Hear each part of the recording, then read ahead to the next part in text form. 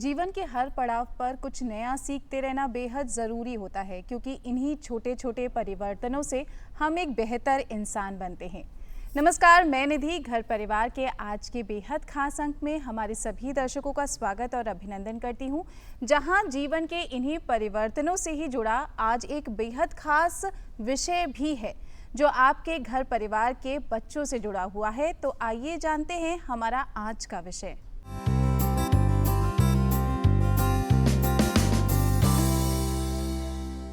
हमारा आज का विषय है मौसम का बदलाव और बच्चों की सेहत। त्योहारों के समापन के साथ ही मौसम ने भी करवटें लेना शुरू कर दिया है। धीरे धीरे मौसम में गुलाबी ठंड आ चुकी है, जिसने कभी गर्मी तो कभी सर्दी का कंफ्यूजन क्रिएट कर दिया है। और ये जो कंफ्यूजन है ये हमें भी बहुत ज़्यादा परेशान कर रहा है। कभी सर्दी जुकाम हो जाता है तो कभी फ्लू से परेशान हो रहे हैं। जब भी मौसम में परिवर्तन होता है तो ये दौर बच्चों के लिए बेहद नाजुक माना जाता है, क्योंकि वो अपनी ग्रोइंग एज में होते हैं और उनकी रोग प्रतिरोधक क्षमता भी बेहद नाजुक होती है। इसीलिए ये बहुत ज़रूरी होता है कि आप उनकी सेहत का बहुत ख्याल रखें और ढेर सारी सावधानियों को बरतें। तो इस बदलते मौसम में अपनी बच्चों की सेहत का कैसे रखें ख्याल, इससे जुड़ी ढेर सारी जानकारियां साझा करने के लिए आज हमारे स्टूडियो में मौजूद हैं लखनऊ के जाने माने वरिष्ठ बाल रोग विशेषज्ञ doctor TR Yadav ji. Sir, आपका बहुत बहुत स्वागत है। जी नमस्कार। तो आपके बच्चों से जुड़ी सेहत और इस बदलते मौसम की मुश्किलों को आसान करने का अंक होने वाला है। तो जल्दी से चलिए शुरुआत करते हैं सर डिस्कशन की। सबसे पहले तो हम यही जानना चाहेंगे कि इस बदलते मौसम में सबसे ज़्यादा कॉमन बीमारियां कौन कौन सी होती हैं? मौसम हमारे देश में स्पेशली जो नॉर्थ इंडिया है, नॉर्दर्न एरिया, यहाँ पर मौसम बहुत बदलता है। और ज़्यादातर देखिए अभी मौसम धीरे धीरे बारिश का मौसम ख़त्म हुआ है तो ठंडक आ रही है। फिर पेरेंट्स परेशान होते हैं, माँ बाप परेशान होते हैं, क्या करें। दिन में बहुत गर्मी हो जा रही है, शाम को फिर ठंडक हो जाता है और फिर जो है इसके बाद अभी सर्दी जाएगी तो फिर गर्मी का मौसम आ जाता है। तो ये मौसम बदलता रहता है। तो हमारे जो अभिभावक हैं, माँ बाप हैं, इनको समझना बहुत ज़रूरी है कि हमको क्या एहतियात बरतना चाहिए। तो जैसे यह मौसम है, अभी बिल्कुल ठंडक पैर पसार रही है, धीरे धीरे आ रही है। आपने कहा गुलाबी ठंडक आ रही है जी। तो अब ऐसे में ये बहुत ज़रूरी है कि पेरेंट्स समझें कि लेयर बाय लेयर जैसे ठंडक होता जा रहा, शाम होती जा रही है, तो अगर एक लेयर कपड़ा है तो एक दो लेयर और बढ़ा सकते हैं। लेकिन सुबह के बाद 10 बजे के बाद एकदम से गर्मी बढ़ जाती है तो वो एक दो लेयर कम कर सकते हैं। तो उनको एडजस्ट करना होगा बच्चे की नीड के हिसाब से। अब बच्चे इशारा भी कर देते हैं। बच्चों को ठंड लगती है तो अनकंफर्टेबल फील करते हैं, बच्चों को गर्मी लगती है तो अनकंफर्टेबल फील करते हैं। और बच्चे जो छोटे हैं, जो बोल नहीं सकते, तो उनके इशारा को समझना ये माँ का जिम्मेदारी होती है। माँ एक बहुत बड़ी डॉक्टर होती है। हम बच्चे की माँ को सबसे बड़ा डॉक्टर मानते हैं। माँ की बात को इसलिए अच्छे जो बच्चों के डॉक्टर जो अच्छे डॉक्टर हैं वो माँ की बात को बहुत गौर से सुनते हैं, क्योंकि माँ हर बात को, बच्चे की हर इशारे को समझ जाती है। तो ये माँ के ऊपर है कि वो समझे कि बच्चा क्या इशारा कर रहा है। और बच्चा रो कर ही इशारा कर सकता है। तो हमारे पास आते हैं लोग, कहते हैं सर हमारा बच्चा बहुत रोता है, शायद दूध कम हो गया है। तो हमें उनसे कहते हैं कि भाई दूध कम हो जाना ही एक कारण नहीं है। बच्चे को अगर ज़्यादा गर्मी लग रही तो बच्चा रोएगा, बच्चे को अगर ठंडक लग रही तो भी बच्चा रोएगा, बच्चे को अगर मान लो गैस बन गया, दूध पिया है उसने उसको, तो भी बच्चा रोएगा। और छोटे बच्चे जो होते हैं 28 दिन तक के जो बच्चे होते हैं, नियोनेट बोलते हैं उनको, उन बच्चों में ये होता है कि जब उनको यूरिन लगती है उससे पहले उनका यूरिनरी ब्लैडर, पेशाब की थैली पूरा टेंस हो जाती है, तो उनको पेन होता है, तब वो रोते हैं। और थोड़ी देर में जब पेशाब हो जाती है फिर चुप हो जाते हैं। तो यह बात, छोटी छोटी बात, उनको अगर मान लो मोशन आया है, पोटी करनी है, तो उसके पहले भी उनको दर्द होता है और फिर मोशन करने के बाद कंफर्टेबल हो जाते हैं। तो माँ को समझना बहुत ज़रूरी है कि हमारा बच्चा किस वजह से रो रहा है और उसी हिसाब से अपने को परिवर्तित करते रहना है।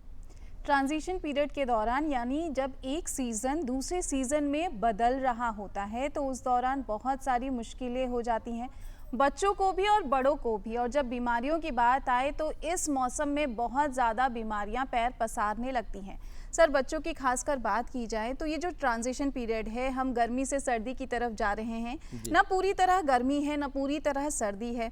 तो ऐसे में हम बड़े होकर बीमार हो जाते हैं, बच्चों की इम्यूनिटी बहुत नाजुक है। ऐसे में उनमें सबसे ज़्यादा कौन सी बीमारी पाई जाती है? बिल्कुल, तो मौसम के हिसाब से बीमारियां बदलती हैं हमारे देश में। तो क्या होता है, अभी देखिए बारिश का मौसम गया है, बारिश के बाद बिल्कुल मच्छर जनित बीमारियां फैल गई, मलेरिया हो गया, डेंगू हो गया, चिकनगुनिया हो गया, कई बीमारियां फैल गई हैं। और छोटे बच्चे जो हैं उनमें ये बीमारियां क्या है, सर्दी जुकाम फैल गया है, वायरल इन्फेक्शंस फैल गए हैं, फ्लू की बीमारी फैल गई है। तो ये सब जो है मौसम के बदलते, जैसे ही मौसम करवट लेता है ये बीमारियां एकदम से बढ़ती हैं। तो इसमें हमारे अभिभावक जो हमारे पेरेंट्स हैं इनको बड़ी सावधानी से देखना है कि प्रॉब्लम क्या है। सबसे बड़ी गलती जो हो जाती है कई बार अनजाने में हो जाती है कि हर बुखार को, कोई भी हमारे सिस्टम में, हमारी ह्यूमन बॉडी, आदमी का जो शरीर भगवान ने ऐसा बनाया है कि इस सिस्टम में कुछ भी गड़बड़ी हुई, चाहे वो ठंड लग जाए तो भी बुखार आ जाएगा, चाहे वो बच्चा गर्म ठंडा हो गया तो भी बुखार आ जाएगा, सिंपल वायरल इन्फेक्शन में हल्का बुखार आ सकता है, किसी भी फ्लू तरह हो के गया, अटैक से कोई भी बुखार होगा तो पहला बुखार सिम्टम आएगा। है। तो बुखार क्या है, एक लक्षण है जी। पेरेंट्स क्या समझते हैं कि बुखार आने का मतलब इन्फेक्शन है, और इन्फेक्शन में कई बार वो एंटीबायोटिक अपने मन से शुरू कर देते हैं कि अच्छा बच्चे को बुखार आ गया, वो डर जाते हैं और फिर एंटीबायोटिक शुरू कर देते हैं। तो आपके माध्यम से, आपके चैनल के माध्यम से सभी अभिभावकों से करप्रद हमारी प्रार्थना है कि कभी भी बुखार से न डरें। बुखार समझिए, आज के जब 200 साल पहले डॉक्टर नहीं थे तब भी तो धरती पर आदमी थे, बच्चे भी थे, तो कैसे जिंदा रहते थे। बुखार जो है, हर जो भी बुखार होता है वो हमारी रोग प्रतिरोधक क्षमता को बढ़ाता है, इस बात को समझना है। और इम्यूनिटी जितनी ज़्यादा होगी, रोग प्रतिरोधक क्षमता जितना ज़्यादा होता है, बुखार भी उतना तेज आता है, तो उसमें घबराने की ज़रूरत नहीं है। और बुखार को हम कहते हैं ये रेड इंडिकेटर है डॉक्टर के लिए। जैसे सड़क पर आप देखिए तो सिग्नल चलते हैं ना, रेड, ग्रीन, येलो, तो रेड सिग्नल है, कौन सा सिग्नल है ये देख करके ट्रैफिक सुचारू रूप से चलती है। यह डॉक्टर के लिए सिग्नल हमारी बॉडी देती है, डॉक्टर साहब देखें और समझे कि सिग्नल वायरल का है कि इन्फेक्शन है, बैक्टीरियल है, मलेरियल है, डेंगू का फीवर, ये तो इशारा है, ये लक्षण है। अब अगर उस लक्षण को हम कोई स्ट्रांग एंटीबायोटिक देना शुरू कर देते हैं तो हमारी शरीर खराब होने लगती है। और अगर हम स्ट्रांग कोई एंटीबायोटिक, बुखार को ऐसी ऐसी दवाइयाँ हैं आप सुबह दे दो 12 घंटे तक बुखार ही नहीं आता, लेकिन बीमारी अंदर अंदर बढ़ती रहती है। तो हमारा ये गुजारिश है कि कभी भी स्ट्रांग कोई ऐसी दवाई न दे जिससे कि बीमारी बढ़े लेकिन लक्षण ना आए। तो लक्षण को आना ज़रूरी है, तभी तो डॉक्टर समझेगा कि ये बीमारी कौन सी है, इसका पैटर्न क्या है और ये किस तरह से बढ़ रही है। तो समय समय के साथ ये डॉक्टर के लिए बहुत ज़रूरी समझना होता है कि बुखार कौन सा है, बुखार ये केवल लक्षण होता है और इसका इलाज डॉक्टर को करने देना चाहिए। पेरेंट्स का काम यह है कि बच्चा कंफर्टेबल है कि नहीं, इसका ध्यान दें। अगर बच्चा बहुत अनकंफर्टेबल हो रहा है, ऐसे में बुखार की दवाई दे सकते हैं। हम तो ये भी कहते हैं बच्चे को बुखार है लेकिन बच्चा कंफर्टेबल है, खेल रहा है, तो आप क्यों दवाई दे रहे हो उसको। अगर बच्चा बड़ा है, छोटा बच्चा नहीं है, तो आप उसको दवाई न दीजिए, उससे बच्चे की रोग प्रतिरोधक क्षमता बढ़ती है।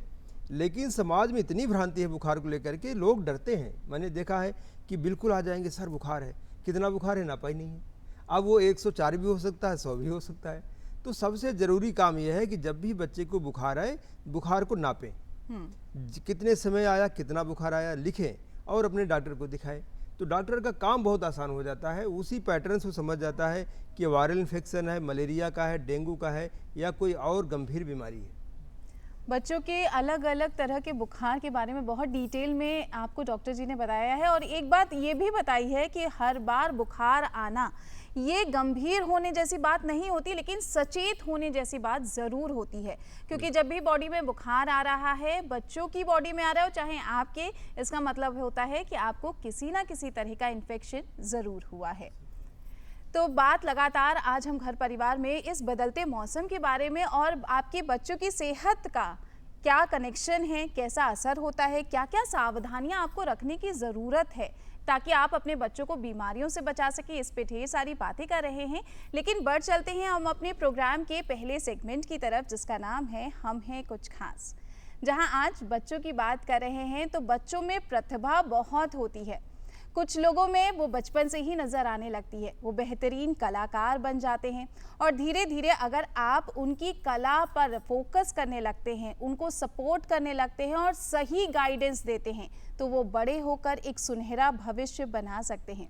आज ऐसे ही एक कलाकार बच्चे की कहानी और उसकी कला से आपको रूबरू कराने वाले हैं हम अपने सेगमेंट हम हैं कुछ खास में।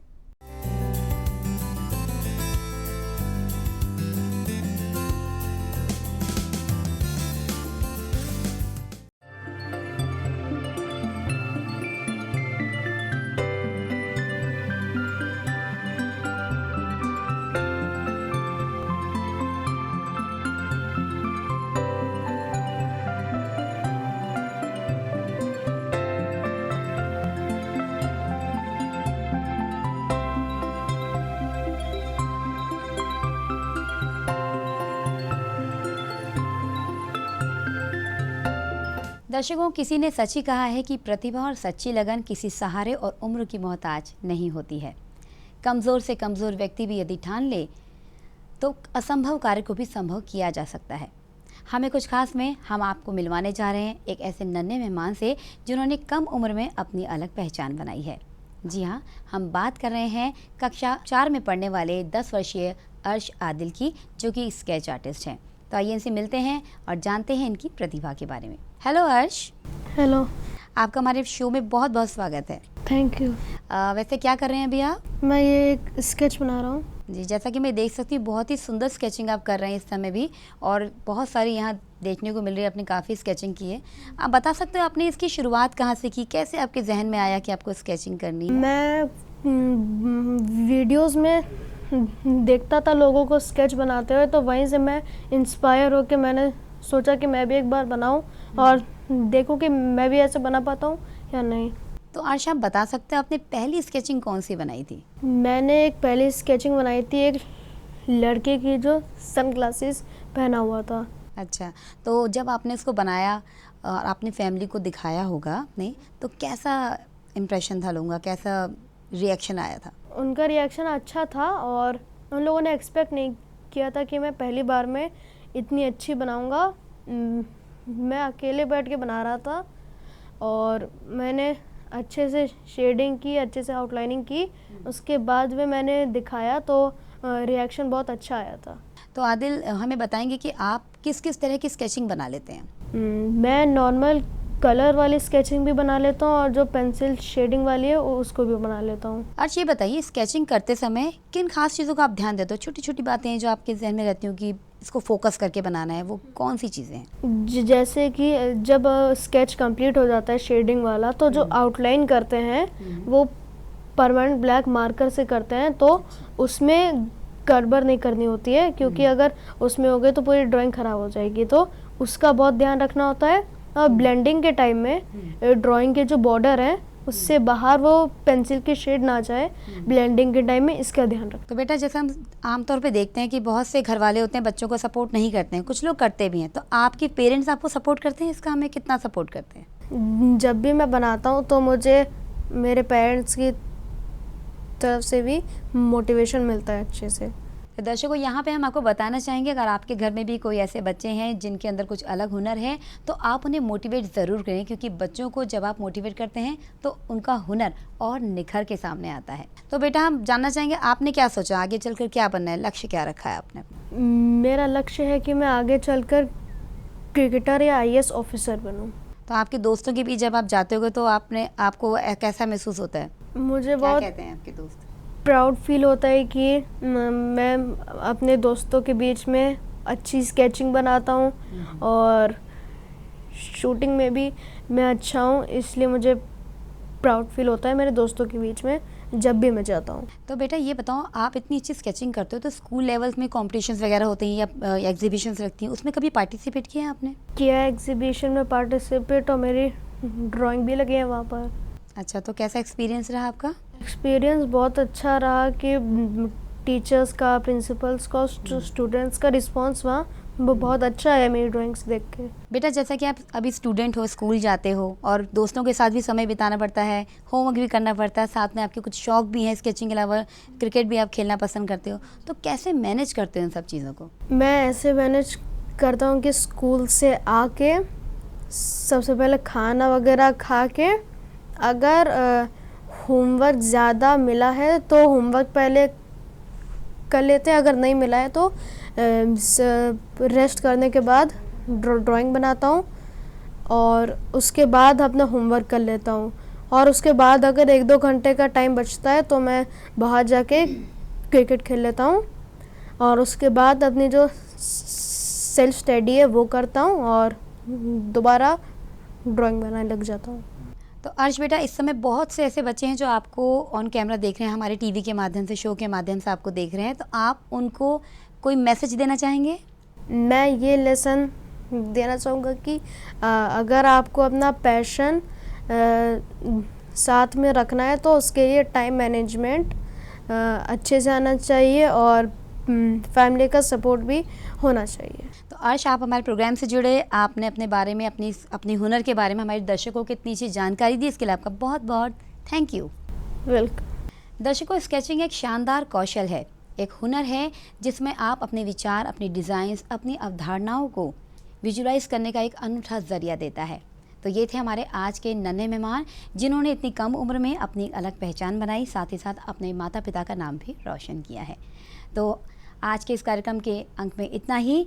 नए मेहमान, नए विषय के साथ आपसे जल्द होगी भेंट। तब तक के लिए आप देखते रहिए DTUP। तो उम्मीद करते हैं कि आप भी अपने बच्चों की प्रतिभा को पहचानेंगे और उसे सही समय पर सही दिशा ज़रूर दिखाएंगे। फिलहाल हम दिशा दिखा रहे हैं अपने आज के इस अंक में कि ये जो बदलता मौसम है, इसमें होती बीमारियां आपके बच्चों की सेहत ना बिगाड़े, इसके लिए आप क्या करें, इसकी ढेर सारी जानकारी देने के लिए आज हमारे स्टूडियो में मौजूद है बाल रोग विशेषज्ञ doctor TR Yadav ji. Sir, क्योंकि बच्चों की इम्यूनिटी यानी रोग प्रतिरोधक क्षमता के बारे में लगातार बात की जाती है और बच्चे ग्रोइंग एज में होते हैं, इम्यूनिटी बेहद नाजुक होती है। तो ऐसे में ये जो ट्रांजिशन पीरियड है, ये उनकी रोग प्रतिरोधक क्षमता पर क्या असर करता है? इम्यूनिटी तब बहुत चर्चा में आ गया जब कोविड आया था। अभी जी, कोविड आते ही हुआ कि इम्यूनिटी क्या है रोग प्रतिरोधक क्षमता।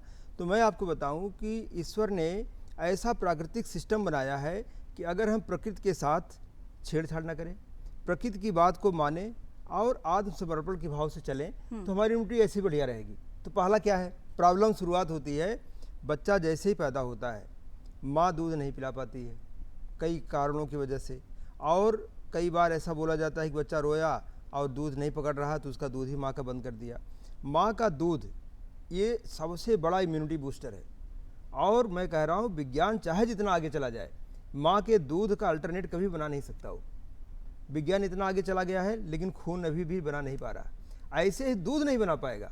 और दूध के अंदर जो पोषक तत्व हैं वो तो है ही, साथ में इम्यूनिटी बढ़ाने का सिस्टम है जो बड़ा ही अनोखा है, चमत्कारिक है। और वो विज्ञान भी लोग परेशान है। मिल्क पाउडर तो बहुत बना दिया उन्होंने, उससे बच्चे का फिजिकल ग्रोथ तो होता है, लेकिन बच्चे का रोग प्रतिरोधक क्षमता नहीं बढ़ती।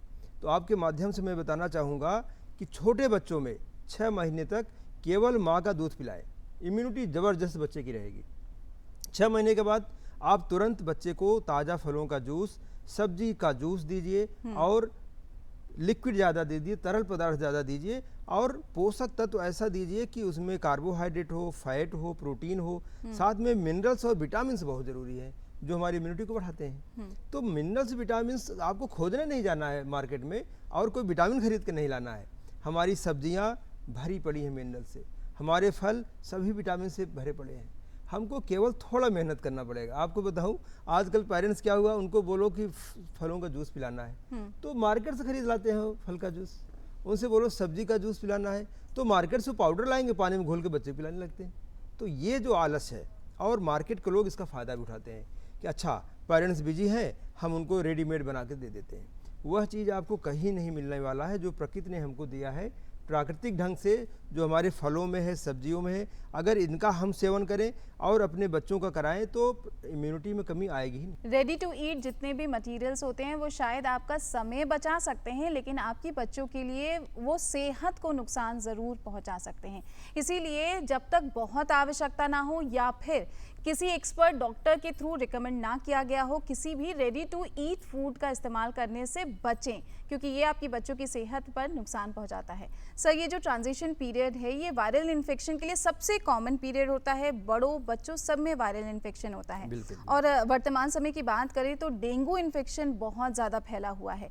ऐसे में एक नॉर्मल बुखार और सीवियर बुखार या डेंगू हो रहा है, इनके बीच में भेद कैसे किया जाए? बुखार को लेकर, जैसे मैंने पहले भी बताया, बुखार को लेकर डर बहुत है कम्युनिटी में। बुखार आते ही घबरा जाते हैं लोग जी। तो मैं आपको बताऊं कि बुखार एक होता है जिसे कहते हैं कि कॉमन कोल्ड हो गया, कहते हैं कोल्ड हो गया है।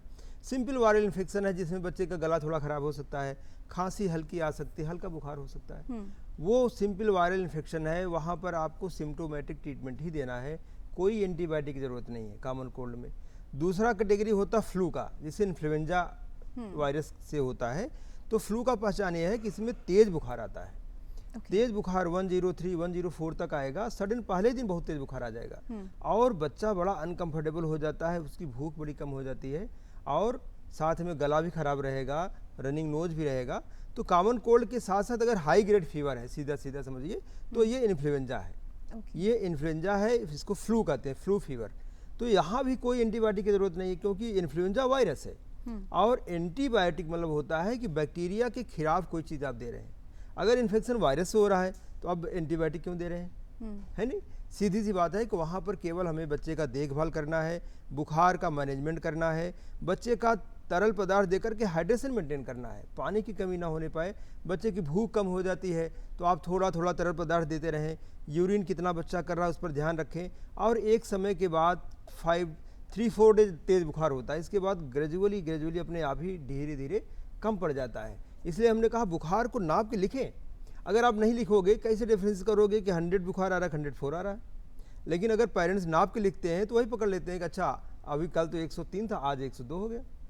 उनको भी अच्छा लगता है और डॉक्टर भी कॉन्फिडेंट हो जाता है कि नहीं, हम सही रास्ते पे जा रहे हैं। तो बुखार का सबसे बढ़िया अगर कोई हमें कहे कि मैनेजमेंट क्या है, तो मैं बोलूँगा कि अभिभावक के लिए सबसे अच्छा मैनेजमेंट है बुखार को नाप करके लिखें और अपने डॉक्टर को दिखाएं। सर क्योंकि नॉर्मली घरों में देखा जाता है कि जब बुखार आया बच्चे को, और जैसा आपने भी अभी जिक्र किया कि पेरेंट्स सबसे पहले अपने आप अपनी तरफ से मेडिसिन दे देते हैं, लेकिन फिर वो क्या सही समय होता है जहां तक इंतजार करना चाहिए? अगर बच्चे को बुखार आ रहा है 1 दिन, 2 दिन, 3 दिन, कितने दिन वेट करना चाहिए? बिल्कुल, तो देखो सबसे अच्छा चीज़ है जो अभिभावक को ध्यान देना चाहिए, बुखार पर ध्यान ना हटा करके बच्चे की गतिविधि पर ध्यान देना चाहिए कि बच्चा क्या हमारा सुस्त पड़ रहा है, ये खतरनाक है। चाहे बुखार हल्का ही हो, हल्का बुखार भी है, अगर बच्चा आपका सुस्त हो रहा है तो ये अच्छे लक्षण नहीं है। लेकिन तेज बुखार है लेकिन बच्चा खेल रहा है तो ये अच्छे लक्षण है, आपको डॉक्टर पास नहीं जाना है।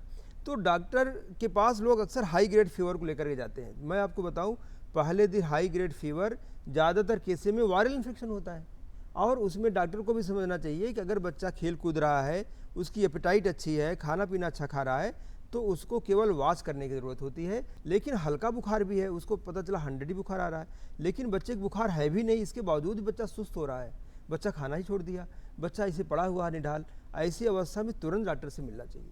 तो इसका मतलब ये हुआ कि बच्चे की बुखार की सीवियरिटी के हिसाब से निर्णय नहीं लेना है, बच्चे की गतिविधि देख करके कि बच्चा कितना एक्टिव है, बच्चा खा पी रहा कि नहीं, और बच्चा खाना पीना खा रहा कि नहीं, बच्चे की पेशाब हो रही कि नहीं, ये चीज़ें निर्धारित करती हैं कि हमको डॉक्टर से कब मिलना है।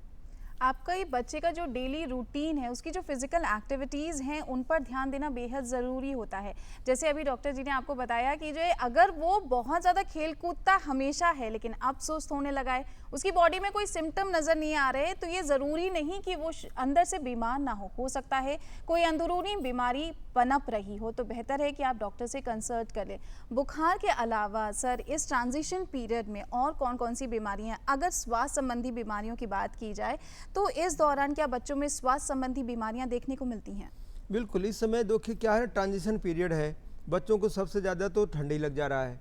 पेरेंट्स गर्मी हुई, कपड़ों का लेयर कम कर दिए और ध्यान नहीं दिए, शाम को उसको ठंड लग गया।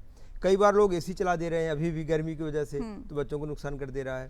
तो बच्चों को लेकर के आप बाहर चले गए, पब्लिक प्लेस में लेकर चले गए, वहाँ कुछ लोगों को सर्दी जुकाम है, उस बच्चे ने पकड़ लिया, उसको हो गया। या बच्चा स्कूल जा रहा है और बच्चों को वायरल फैला हुआ तो वो बच्चे ने एक्वायर कर लिया। तो इसमें वायरल इन्फेक्शन रैम्पेंट है, बिल्कुल सबसे ज़्यादा वायरल इन्फेक्शन है। इसी में कुछ लोगों को डेंगू भी हो जा रहा है, कुछ बच्चों को मलेरिया भी हो जा रहा है, कुछ बच्चों को चूँकि वायरल अभी बारिश हुई होकर गई है तो टाइफाइड भी हो जा रहा है।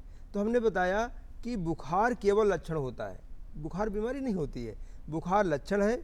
ये रेड लाइट है डॉक्टर के लिए कि वो पहचाने कि ये बुखार किस चीज़ का है। पेरेंट्स का काम ये है वो देखें कि हमारा बच्चा कितना एक्टिव है, प्लेफुल है, खेल रहा है, खा पी रहा कि नहीं। अगर ऐसा नहीं कर रहा है, बुखार हल्का भी है, तो दौड़ के डॉक्टर के पास जाना चाहिए उनको, क्योंकि ये खतरनाक लक्षण हो सकता है। तो बहुत ज़्यादा मौसम में परिवर्तन धीरे धीरे होने लगा है, और लगातार बदलते मौसम और आपके बच्चों की सेहत पर क्या कुछ असर हो रहा है और कैसे आप उनको बीमारियों से बचा सकते हैं, इस पर हम ढेर सारी बातें कर रहे हैं। आज घर परिवार में यही हमारा विषय है, इस पर हम और भी जानकारियां आप तक साझा करेंगे। लेकिन जब बात स्वास्थ्य संबंधी बीमारियों की होती है, क्योंकि ये वो वक्त है जब शायद पोल्यूशन वातावरण में बहुत ज़्यादा होता है, इसका कारण हम और आप ही हैं, लेकिन ये भी ज़रूरी है कि आप ऐसे वक्त में आप बच्चों को पोल्यूशन वाली जगह में बाहर निकलने से बचाएं। सावधानियां बरतें, कोशिश करें कि वो जब बाहर हों, ऐसी कोई जगह जहां पे बहुत ज़्यादा फॉग है वहां पे वो मास्क का इस्तेमाल करें। आपके बच्चों की सेहत के बारे में ढेर सारी जानकारियां हम आगे भी साझा करेंगे, लेकिन अब बढ़ चलते हैं अपने अगले सेगमेंट की तरफ, जिसका नाम है संगठन में शक्ति, जहां लगातार प्रशासन आपके लिए और हम सभी के लिए ढेर सारी योजनाएं लाते हैं जो हमारी महिला सशक्तिकरण के साथ साथ आत्मनिर्भरता को भी बढ़ाता है। ऐसी ही अलग अलग योजनाओं में से एक योजना है उत्तर प्रदेश राज्य ग्रामीण आजीविका मिशन योजना, जिसमें अलग अलग तरह से महिलाओं को सुविधा दी जा रही है ताकि वो अपने रोजगार को स्थापित कर आगे बढ़ सके। कुछ लोग अलग अलग तरह की सुविधाएं लेके, जैसे बीसी सखी बनके, ड्रोन दीदी बनके या स्वयं सहायता समूहों से जुड़कर लोन सुविधा लेते हैं और अपने स्वरोजगार से जुड़ते हैं। कोई मिट्टी के दिए बनाता है तो कपड़ों की बुनाई और कढ़ाई करके भी इससे एक बेहतरीन रोजगार का ऑप्शन ढूंढ पा रहा है। ऐसी ही आत्मनिर्भर होती महिलाओं की कहानियों को आइए आज फिर आपसे साझा करते हैं।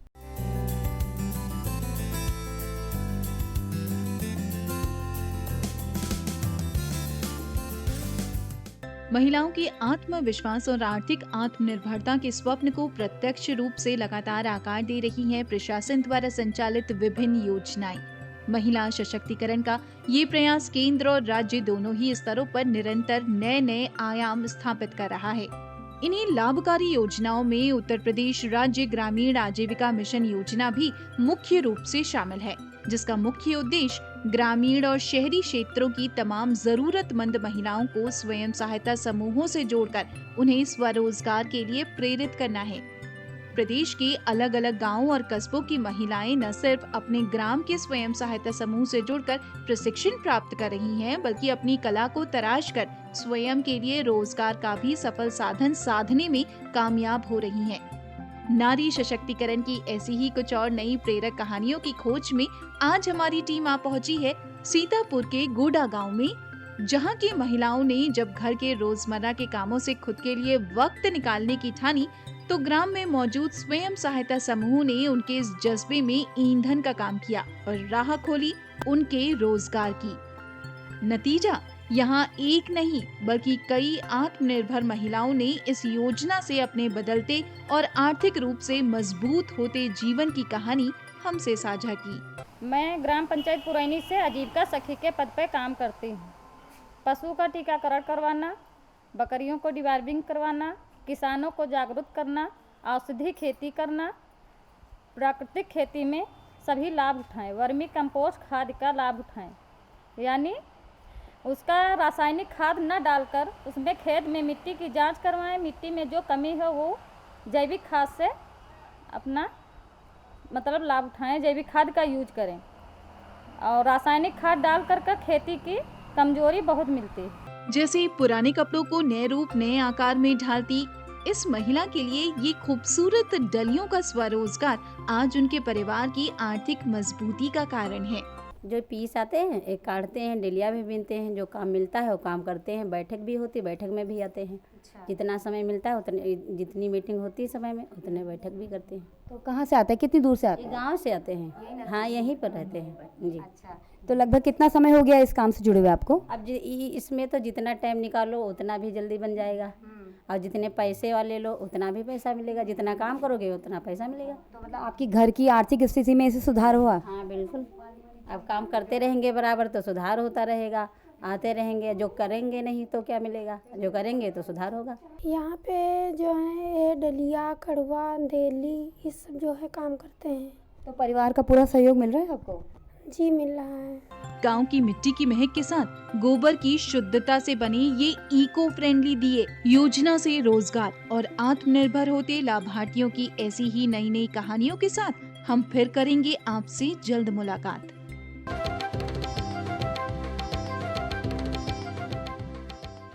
उम्मीद करते हैं कि ऐसी योजनाएं लगातार आती रहेंगी और इन योजनाओं की ये सफलतापूर्ण कहानियां हम आप तक साझा करते रहेंगे। बढ़ चलते हैं कार्यक्रम के आज के विषय की तरफ सर, क्योंकि लगातार हम पहनावे की बात भी करें तो ट्रांजिशन पीरियड है, पहनावा कैसा होना चाहिए बच्चों का? देखिए, ट्रांजिशन पीरियड है और हमारे लिए सबसे वस्त्र जो अच्छा है वो सूती है। सूती वस्त्र ही पहनना चाहिए, चाहे कोई भी मौसम। मान लो अभी ठंडक है तो सबसे नीचे वाला लेयर सूती वस्त्र का ही होना चाहिए। ओके। ठंडक और बढ़ जाता है तो आप उसके ऊपर वूलन लीजिए। कई बार पेरेंट्स क्या करते हैं, सीधे वूलन कपड़े पहना दिए, बच्चे को ऊन से एलर्जी हो रही है या बच्चा इरिटेट हो रहा है उस वूलन कपड़ों से, होने लग रही है, इचिंग हो रही है उसको। बच्चे पेरेंट्स बोलते हैं साहब ये कैप नहीं लगाता, टोपी। हम उनसे कहते हैं भाई आपने सीधे वूलन कपड़ा उसकी कॉपी पहना दिया है, उससे बच्चों को इचिंग हो रहा है, इरिटेशन हो रहा है। आप एक कॉटन का पतला सा लेयर कैप का पहना के उसके ऊपर से पहना दें। तो कहने का मतलब यह है कि बच्चों को इनर लेयर जो होता है, पहला लेयर, वो सूती कपड़ों का ही होना चाहिए। उसके ऊपर लेयर बाय लेयर आप बढ़ाएं और बहुत मोटा सा एक ही कपड़ा न पहना दें, क्योंकि साइंस के हिसाब से जो हमारे कपड़ों के बीच में एयर का लेयर होता है, एक एयर हो जाती है, वो बहुत इंसुलेशन का काम करती है, हीट को जाने से रोकती है। तो अगर आप पतले पतले कपड़े ही 1 2 3 लेयर पहना देते हैं, वो ज़्यादा इफेक्टिव हो जाता है और बच्चा उसमें कंफर्टेबल भी होता है। तो मौसम के हिसाब से कपड़ों का चुनाव, मौसम के हिसाब से कितने लेयर पहनाना है, यह पेरेंट्स को निर्धारित करना होता है और सजग रहना बहुत ज़रूरी है। सजगता की कमी से कई बार बच्चों को इसी बात पे इन्फेक्शन हो जाती है कि पता चला दोपहर में निकले थे, पब्लिक प्लेस में घूमे, गर्मी बहुत सी, लेयर कम कर दिए, शाम तक आते आते ठंड हो गई, घर पहुँचे नहीं, बच्चे को ठंड लग गया। तो आपको अगर बाहर ऐसे निकल रहे हैं, आपको लगता है हम घर पे नहीं आ पाएंगे, हमें देर हो सकती है, आप कपड़े कुछ लेकर जाएं, रास्ते में उनका कपड़े का लेयर बढ़ा लें, तो आप बच्चे को बचा सकते हैं। तो थोड़ी सी समझदारी या कहें स्मार्ट वर्क की ज़रूरत होती है। मौसम कैसा परिवर्तन होने वाला है, ये आप शायद सुबह जब निकल रहे हो घर से तो अंदाज़ा आपके लिए लगा पाना मुश्किल होता है।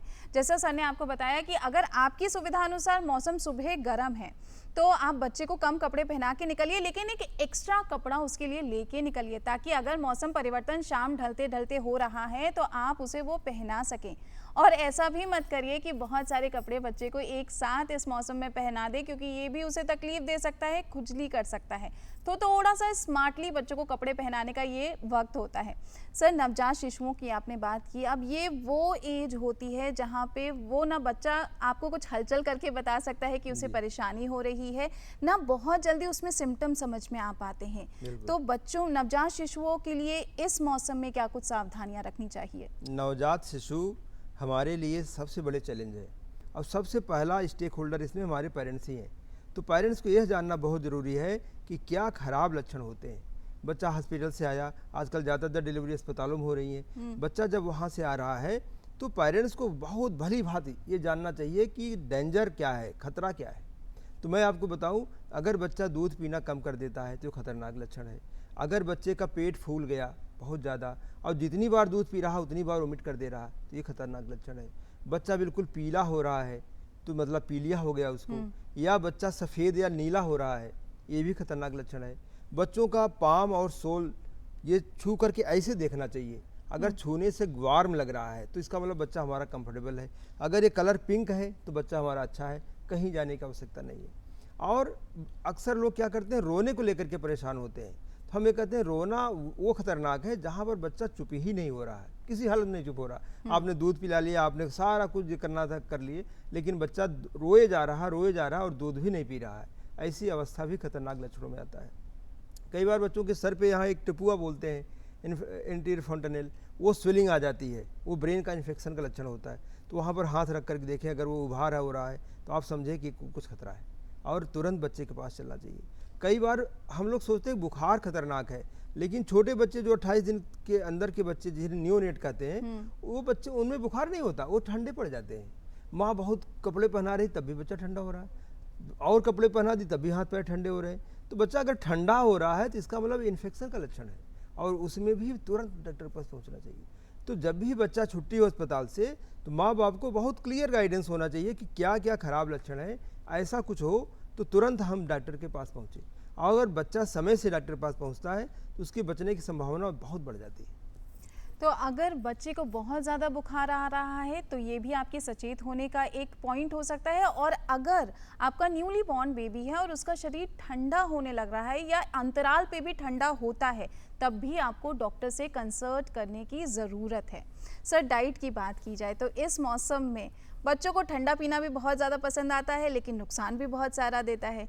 और फिर ये भी है कि उनकी डाइट में क्या कुछ शामिल करना चाहिए, तो इस मौसम में उनकी डाइट कैसी होनी चाहिए? तो जैसा मैंने बताया कि इम्यूनिटी बढ़ाने का सबसे अच्छा तरीका 6 महीने तक माँ का दूध है। जी। पहला सिंगल पॉइंट। माँ अगर अपने बच्चे को 6 महीने तक केवल अपना दूध पिलाए तो आप समझ लीजिए उसने इम्यूनिटी की बहुत स्ट्रांग फाउंडेशन रख दिया है। इसके बाद आता है कि बच्चा 6 महीने के ऊपर जाए तो माँ को कोशिश करना चाहिए कि बाहर की किसी भी चीज़ को नहीं देना है। घर में ही जो बनता है, बच्चा 6 से 8 महीने क्या करता है, केवल पी सकता है, खा नहीं सकता। वो पीने वाली चीज़ जैसे पतली दाल हो गई, पतला चावल हो गया, सब्जी का जूस हो गया, फलों का जूस हो गया, वो पी सकता है केवल। माँ का दूध भी पी सकता है। तो माँ का दूध पिलाएं, साथ में ये भी पिलाएं और पानी का भी शुरुआत करें। इसे कहते हैं हम कि हम इसकी कॉम्प्लीमेंट्री फीडिंग शुरू कर रहे हैं। फिर 6 से 8 के बाद 8 से 10 महीने के बीच में थोड़ा सा सेमी लिक्विड बच्चा खाने लगता है, उसको भी हम घर में ही बना सकते हैं, हमें बाहर नहीं जाना है। तो अगर हम घर का बनाएं, कोशिश करें कि उसमें फल, ताज़ी सब्जियां हों, तो हमारी बच्ची को इम्यूनिटी बढ़ाने का पूरा इंतजाम है। और जब बच्चा 12 महीने का हो जाता है तो वो खाने लगता है, फिर वो दाल चावल, सब्जी चावल जो भी खिला सकते हैं आप खिला सकते हैं। तो यह बहुत ज़रूरी है। हम देखो क्या है, दो तरह से लड़ते हैं। कुछ पेरेंट्स ऐसे हैं कि बहुत दूध पिलाएंगे तो दूध पर ही रख देते हैं, बच्चे को दूध पर ही रखा हुआ है। 1 साल का बच्चा हो गया, क्या पिला रहे हैं, दूध पिला रहे हैं। दूध पिलाने से बच्चा वेट तो सही रहता है, लेकिन उसका आयरन की कमी हो जाती है, विटामिन की कमी हो जाती है, मतलब उसको मालन्यूट्रिशन हो जाता है। तो वो भी नहीं करना है। कुछ पेरेंट्स कहते हैं नहीं, खाना खिलाने से पेट सूज जाएगा, पेट फूल जाएगा, तो वो खाने पर ही खिलाने के लिए जिद करते नहीं, खाना नहीं खिलाना है। तो यह सभी भ्रांति है, भ्रांतियों से हमें दूर होना है। साइंस हमारी ये कहती है कि माँ का जो दूध है 6 महीने तक पर्याप्त होता है बच्चे की ग्रोथ के लिए, उसकी इम्यूनिटी के लिए भी। 6 महीने के बाद हमें माँ के दूध के साथ साथ घर का बना हुआ खाना, जैसा हमने आपको बताया, वो शुरू करना चाहिए। और 1 साल तक कोशिश करना चाहिए कि बाहर का, मार्केट का कोई भी चीज़ बच्चे को नहीं खिलाना चाहिए। तो ये न्यू बॉर्न बेबीज़ के लिए तो बहुत सारी चीज़ें ध्यान रखने वाली हैं, लेकिन साथ ही साथ अगर बच्चा आपका न्यू बॉर्न बेबी नहीं है, बड़ा हो चुका है, तो इस मौसम में बहुत सारी सब्जियां मौजूद हैं, बहुत सारी हरी भरी सब्जियां मौजूद हैं। कोशिश करिए कि आप बच्चों की डाइट में उन्हें शामिल करने की कोशिश करिए। और गाजर है, चुकंदर है, ये वो फल हैं और सब्जियां हैं जिनका इस्तेमाल आपके बच्चों की इम्यूनिटी को और बूस्ट कर सकता है। तो लगातार आज हम बदलते मौसम और बच्चों की सेहत के बारे में ढेर सारी बातें कर रहे हैं, लेकिन अब बढ़ चलते हैं उस सेगमेंट की तरफ जिसका आप बेसब्री से इंतज़ार करते हैं, क्योंकि यहाँ पर आपको छोटी छोटी सी लेकिन बहुत काम की बातें पता चलती हैं। इसका नाम है सेगमेंट टिप्स।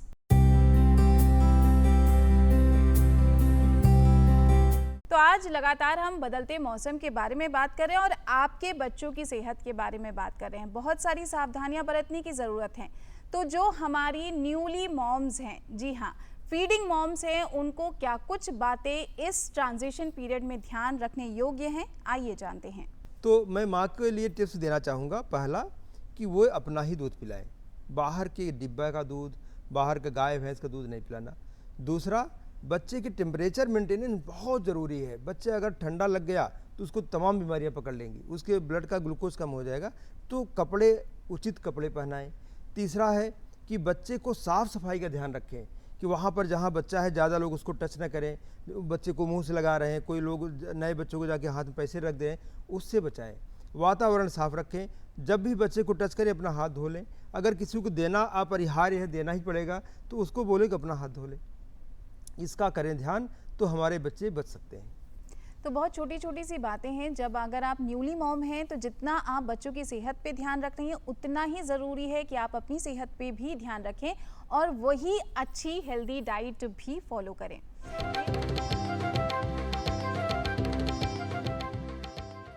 ये आज हमारे सेगमेंट में छोटी छोटी सी आपसे हमने टिप्स साझा की। बढ़ चलते हैं अपने आज के प्रोग्राम की तरफ। सर, क्योंकि सर्दी जुकाम, ये जो ट्रांजिशन का मौसम है, इसमें कफ और कोल्ड होना बहुत कॉमन होता है और इसमें जल्दी से मेडिसिन देना ये भी सही नहीं होता। तो घरों में और इसका क्या ऑप्शन हो सकता है अगर बच्चे को सर्दी जुकाम हो रहा है?